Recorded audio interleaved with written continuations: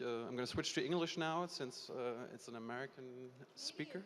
Huh? Canadian? Oh, I'm sorry. That's almost an insult, right? It's just a different country, that's all. Big difference, I know. Yeah. Her name is Raegan MacDonald, and she's going to talk about surveillance by design. And yeah, I'm going to leave it up to you. Thank you. Applause, please.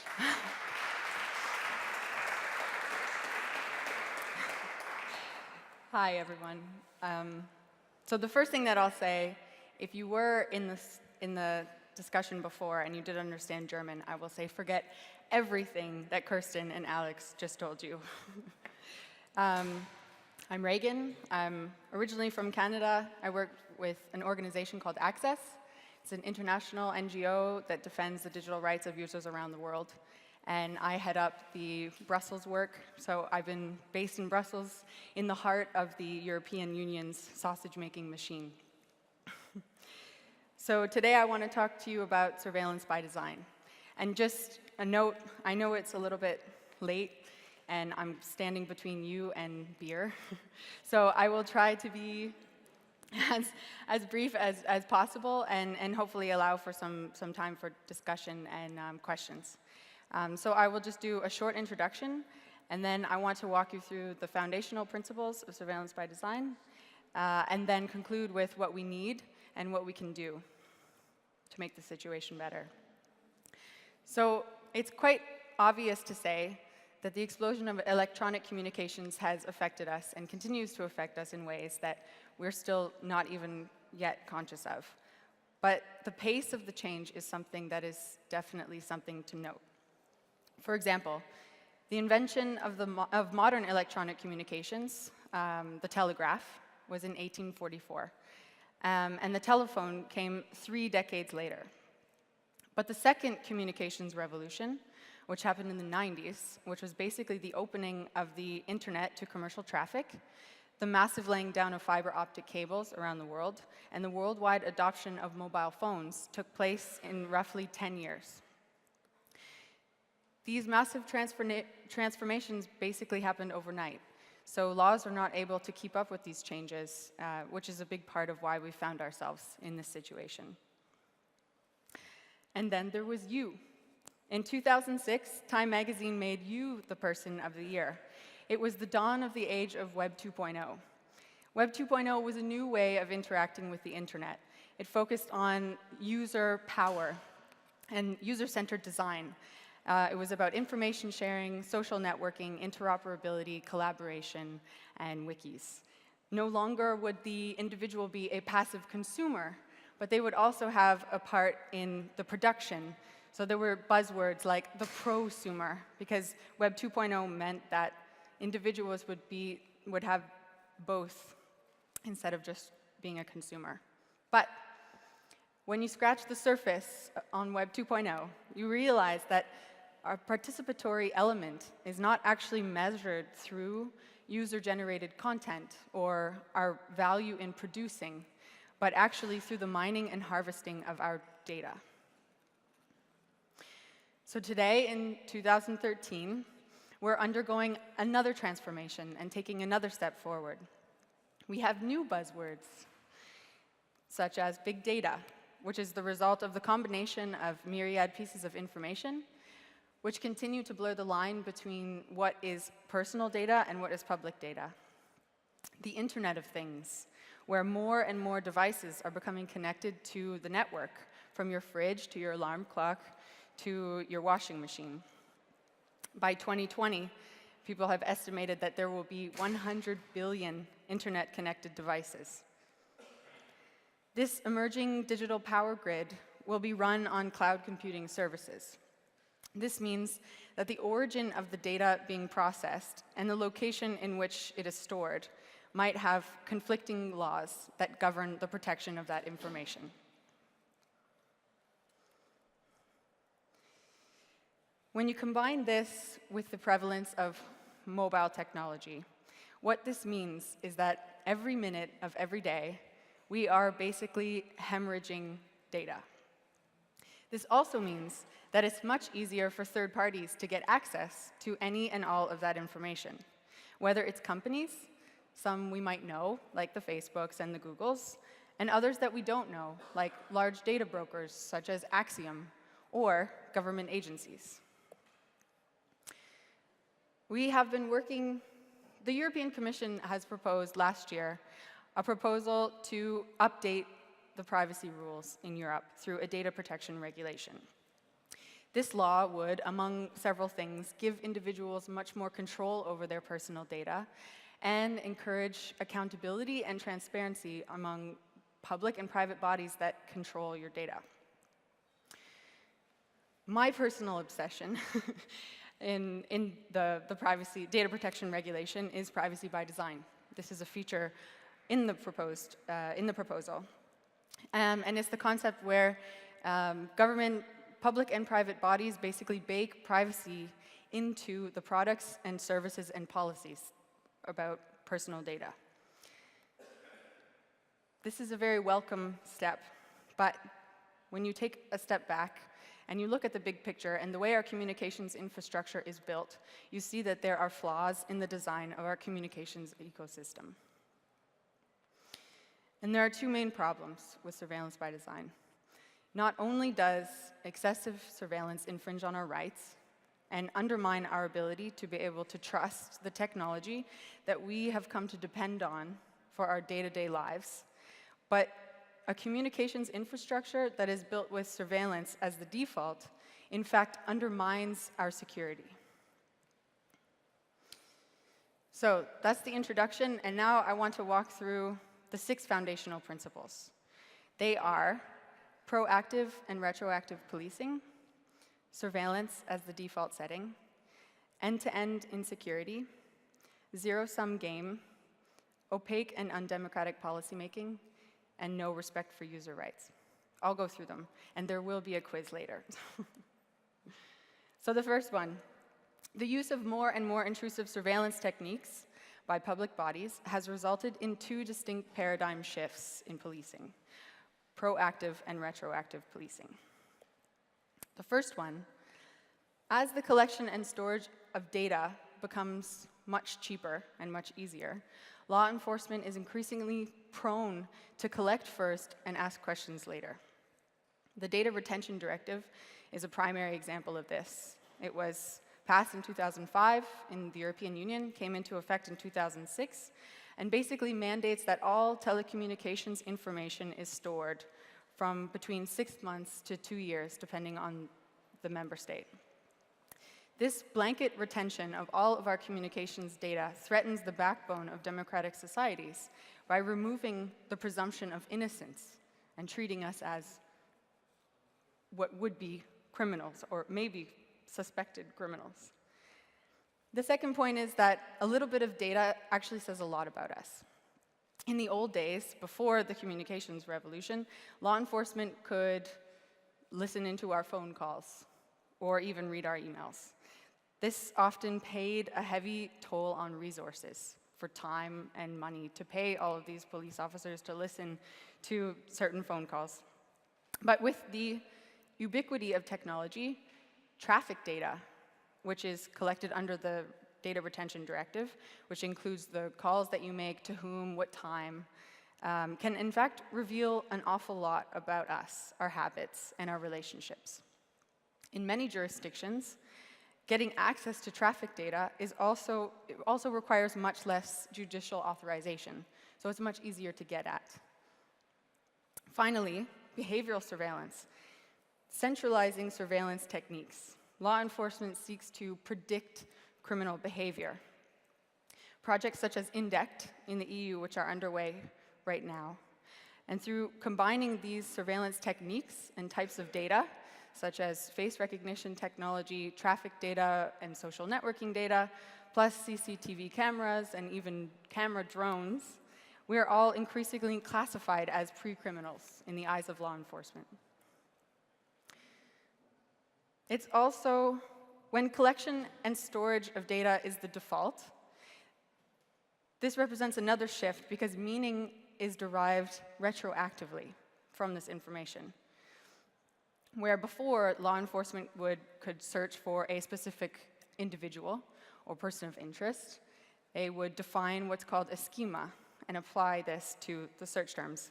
What happens now is that the schema can be determined after the data has been collected and stored for several years. Considering the various amounts of data that can be collected, analyzed, and stored for extended periods of time, we are increasingly vulnerable to future crimes. In essence, it really begs this question: how are we to be sure that what is okay today will not be okay tomorrow and will not be used against us? In addition to this, there are increasing tendencies to minimize the accountability of both law enforcement and private bodies, which governments use to access and to get to our information, kind of like a proxy of government surveillance. Many suspicions of civil society were actually recently confirmed when the Electronic Privacy Information Center, or EPIC, based in DC, discovered that the US Department of Justice has been issuing what's called 2511 letters to AT&T and other large companies that would basically give them legal immunity to carry out surveillance of communications of their networks that would likely be illegal under US law. Ultimately, this lack of judicial and ethical oversight over communications surveillance means that there is a problem. On top of that, it is subject to abuse. When you actually come down to it, who is managing and running these data centers are actually just humans, and humans are flawed creatures. There is already several examples of abuse of these databases in Europe from the Data Retention Directive. Some law enforcement authorities maybe want to use it to look up an ex-girlfriend or to look up an ex-wife or a potentially cheating husband. And this is also apparently a growing problem in Ireland. The Irish minister recently urged the law enforcement authorities in Ireland to stop using the police database as what he called a social network. So the second one is surveillance as the default setting. Increasingly, the products and services that we use every day are modified in order to allow for surveillance, which fundamentally weakens the security of the services that we are supposed to depend on. Case in point, the Communications Assistance for Law Enforcement Act, or CALEA. There's a lot of acronyms in my speech, so I apologize. This is a US domestic law, and I do actually have some US examples, but I only say this because the US in many ways is kind of a standard setter, whether good or bad in this sense. And the CALEA has implications for all of us in Canada and the EU, since we're mostly using US-made products and services. The CALEA mandates that all telecommunications carriers and manufacturers of equipment have to modify and design this equipment, facilities, and their services to ensure that they have built-in surveillance capabilities. So basically, all of the products are made with backdoors in them.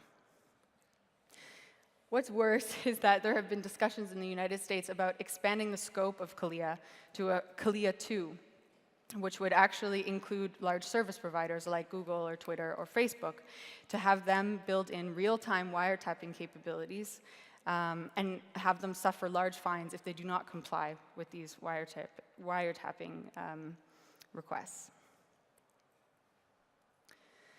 So we're halfway through the principles. Number 3, when we're already starting at a point of insecurity by using products that are built with backdoors, this makes us much more vulnerable to attacks, such as malicious software and other surveillance techniques that are easily set loose on us, often by our own governments. The first example of this is deep packet inspection, or DPI. Deep packet inspection is a filtering technique that examines the contents of data packages that are transmitted across the network. This is a tool commonly used for traffic management, so to clean up viruses and spam, etc. But it can also be tweaked as a tool to spy and surveil on citizens. This, for instance, was one of the pillars of the Tunisian Ben Ali's regime, which they used to spy on citizens, but also to even modify emails. Another toy frequently used by dictatorships and democracies alike is malicious software or malware. These types of software can be used for a number of things: to disrupt computer operations, gather sensitive information, or just gain full access to an end user's computer. In 2011, the Chaos Computer Club in Germany has alleged that the German law enforcement authorities were actually deploying Trojans on their population, the so-called Bundestrojaner. I think I butchered that, but this is government-designed software that is made to intercept voice-over IP calls, so on Skype, for example. But the software's functionality extends far beyond that and includes even like keystroke logging and having access to webcams. Much of the discourse around surveillance laws or national security or terrorism, etc., is often mistakenly framed in terms of privacy versus security. This concept that we have to lose one in order to gain the other. And this highly flawed approach creates a kind of lose-lose situation for us, for citizens, where we're actually left in the end with neither privacy nor security, and the ultimate sum is zero. Perfect example of this is a Canadian. Everyone says that Canadians are nice, but that one is not. That's Vic Tays. He's the public safety minister in Canada. And the justification for intrusive surveillance laws often kind of blur these lines between terrorism, national security, whether it's fighting pedophiles, serious crime, or just crime. The problem and proposed solution and the scope of the measures are left unanswered. In Canada, there was a so-called lawful interception bill that has been proposed in the government since 2009, called Bill C-30, or the Protecting Children from Internet Predators Act, a very controversial bill in Canada. This would have basically given Canadian law enforcement authorities warrantless access to user information, including IP address, search history, everything. The bill was luckily struck down because there was huge protest from citizens, not only because the government was calling warrantless surveillance lawful access, which is a big problem, but also because it came with an accompanying report which revealed that the scope of the bill would have went far beyond pedophiles and would have included terrorism, national security, and even a vague term called low-level violence. I have no idea what that means in Canadian speak. It could be anything. So the fifth point is that with the zero-sum approach, where privacy and security are pinned against one another, this is what allows a lot of questions to go unanswered. And this is particularly the case for civil liberties issues. Many laws are therefore able to kind of slip through the democratic process with very little public discourse and care for the actual impacts of such surveillance measures. Again, I say Bill C-30 in Canada, it never once sought consultation from the federal nor any of the provincial data protection authorities, not to mention any academics or anyone from civil society. These laws are often proposed during times of crisis or immediately after some terrible tragedy, which means that the potential collateral damage is often ignored. Some of the most intrusive surveillance bills have passed in this way. We all know about following 9/11 in the US was the Patriot Act, but also in Europe, the Data Retention Directive, which basically followed very closely after the London and Madrid bombings in 2004. Now, I have been working in Brussels for the past few years and focusing on Brussels policy. And the Data Retention Directive passed from 2005 to 2006, which to me is one of the fastest directives that has ever made it through that complex bureaucratic system. And what's worse, to this day, the European Commission has still not been able to provide any real evidence to show the necessity or proportionality of data retention. So when the debate, or lack thereof, is framed in these terms, laws enabling greater surveillance pass, such as the Data Retention Directive. There are a number of basic human rights and civil liberties that are infringed or ignored, which, among other things, actually greatly reduces the ability of citizens to, one, be aware of the surveillance laws, and to, two, challenge them. These laws are rarely given back. Once the rights are taken away, they are very seldomly given back to us. So here are some of the civil liberties implications. An example is the right to access information. A very dangerous standard, or upsetting standard, was recently set in the United States by the Supreme Court of Justice in a case called Clapper versus Amnesty. Basically, in the US, under the Bush administration, the National Security Agency was warrantlessly wiretapping its own citizens. Amnesty International had strong suspicions for a long time, and perhaps rightfully so, that they might have been kind of wrapped up into this warrantless surveillance. They were worrying that they might have been implicated.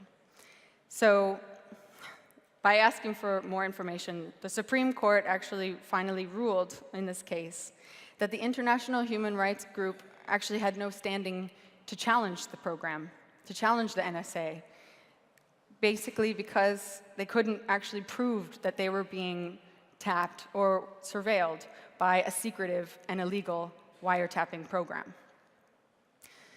This is exactly the kind of example that I mean when I say that surveillance by design pulls at the fabric of our societies, because it undermines rights, it undermines the trust that we have, not only in the services and the products that we use, but in our own democracies. More and more, we're dependent on these communication technologies, and it's almost like we're getting accustomed to these surveillance flaws. We're getting accustomed to not trust the services that we use. For example, a recent study showed that 71% of Facebook users, which now has 1.1 billion active users, self-censor themselves on the social network because they have basically no idea what, how much, and who has access to their personal information. Is this acceptable? No, absolutely not. The internet is one of the most fantastic tools that can give us so much potential for liberation, but it has an equal potential to unravel our free and democratic societies. What we have to do is make sure that we are creating digital societies where the technology actually works for us and not against us. So how do we do that? This is the hard part. We need 4 things, basically: healthy public discourse, research and fact-based policymaking, transparency, and more targeted and accountable solutions for law enforcement. So the first one, healthy public discourse. The backbone of any sound policymaking rests upon open consultation with all relevant stakeholders. It also depends upon credible research, proven facts, and of course, well-defined problems and solutions. These measures that would or could warrant communication surveillance must focus first on the actual efficacy, whether or not this measure or this law would actually work or be of real benefit to law enforcement, before we even get into the civil rights issues. And there's always international standards and national laws. The International Covenant of Civil and Political Rights, Universal Declaration of Human Rights, and in Europe, the Charter of Fundamental Rights, just to name a few standards. The second thing is transparency. As a basic rule, companies and governments must be transparent about requests for user data and the surveillance that they are mandating. Some companies already do produce regular transparency reports, like Google or Twitter, Dropbox, and Microsoft recently started, and a few others. But this has to become the norm. States, as well, must be transparent about the use and scope of communications surveillance. This includes publishing these reports on an annual basis with aggregate numbers of requests and how law enforcement authorities are conforming with domestic and international laws. Increasingly, privacy is power. So if the government must watch us, then we should watch the government too. This is already an interesting experiment that's happening in some states in the United States. Through this experiment, they have asked law enforcement to start wearing life-logging technologies, or tiny cameras, both on their person and on their tasers, which is the weapon of choice for most police officers. The video footage is actually accessible to the public, to anyone who wants to see it. The results of this kind of two-way surveillance actually show that it has benefited the relationship between the police and the citizenry. It's kind of like leveling the playing field. So the third one, instead of putting an entire citizenry under full-scale surveillance, other techniques are possible and in fact have shown the ability to meet the needs of law enforcement without grossly undermining our rights. For instance, data preservation instead of blanket retention. Most telecoms actually do end up storing some information for a few months and then delete it. In fact, in the Commission's attempts to justify the data retention directive, the examples of when retained data was useful to them, they were actually citing mostly information that was not retained under the data retention directive, but retained by telcos for another reason. Second point is data minimization. This is also a basic principle that's in the data protection regulation. For companies and bodies and public bodies that collect information, they should only collect what is absolutely necessary and for very specific purposes. This sounds like a very simple concept, but currently this is not how public and private bodies are functioning. The third one is to delete data. Just delete it. This should be standard operating practice for companies. And given the fact of the risk that companies incur by automatically collecting data for which they don't have much use, this actually causes risks for them because the frequency of high-profile data breaches is actually an increasingly large problem, both monetarily and for public relations image, not to mention for individuals and consumers. So what can you do? Until we can fully change the way that electronic surveillance is regulated in the long term, there are some practical solutions that you can adopt now. The first is to be vigilant and take control. Part of our responsibilities as citizens living in a technologically ubiquitous environment is that we have to ensure that we ourselves are aware of the risks and the problems that we have in depending on communications. Second one is using privacy-enhancing technologies.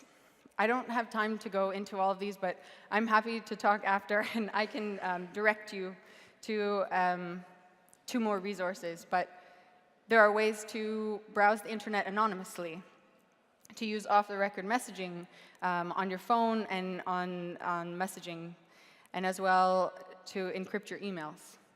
A friend once told me that the internet is kind of dirty, and you want to think about it like wearing a condom. You don't want to go bareback on the internet.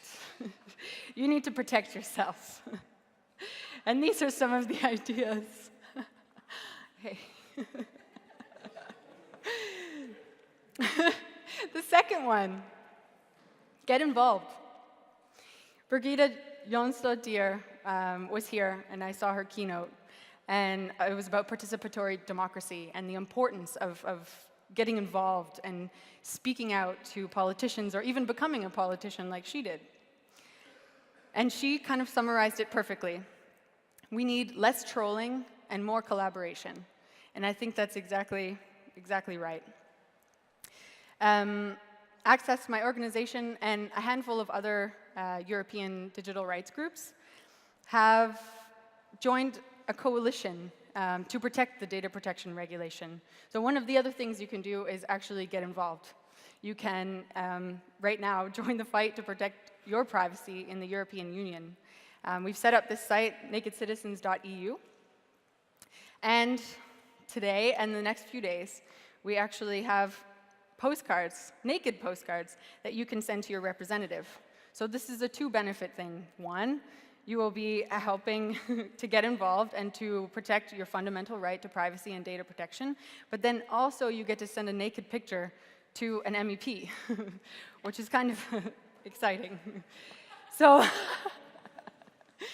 so this box here is where you can fill in. You have two options. You can either write your own, or there's already pre-written text and you can just sign. And what you do is, after we will send it to the Parliament ourselves. So you want to fill it in and put it into that white box. And the people that are doing this are myself. I will have lots of postcards.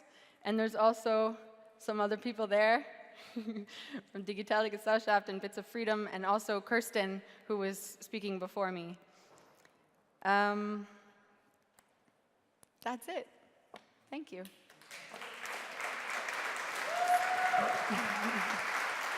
Thank you, Ray. Any questions? Somebody has a question too? Questions? No questions?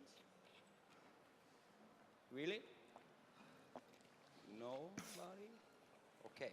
Then this is it for today on this stage. We see you tomorrow at 10 o'clock. Enjoy the party outdoors on the left side. So I'm in front of the box. Questions? No. If there are no questions, that's it for today. We see us tomorrow.